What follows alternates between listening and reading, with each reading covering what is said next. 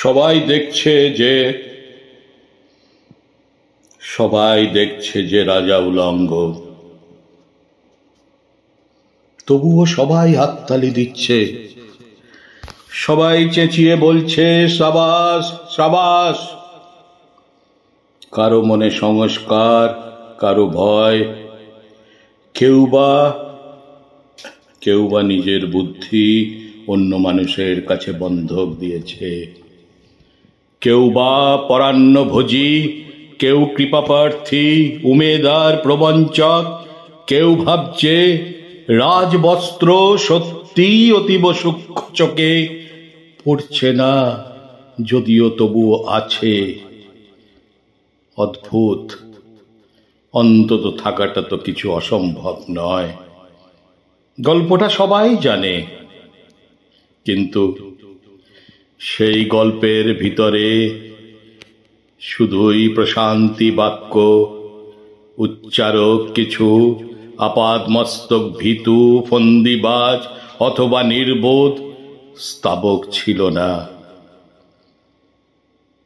গল্পটা সবাই জানে, কিন্তু সেই গল্পের ভিতরে শুধুই প্রশস্তি বাক্য, উচ্চারক কিছু আপাদমস্তক ভীতু, ফন্দিবাজ অথবা নির্বোধ স্তাবক ছিল না।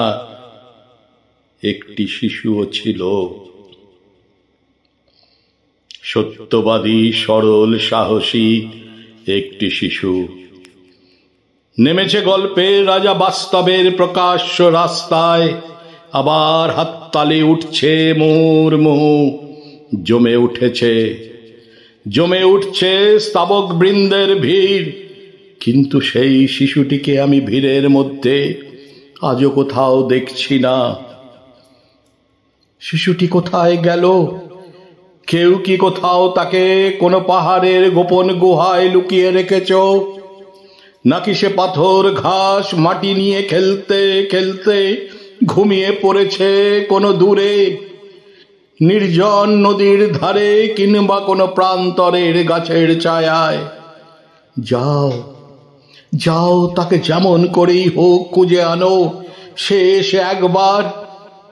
এসে একবার এই উলঙ্গ রাজার সামনে নির্ভয়ে দাঁড়াক।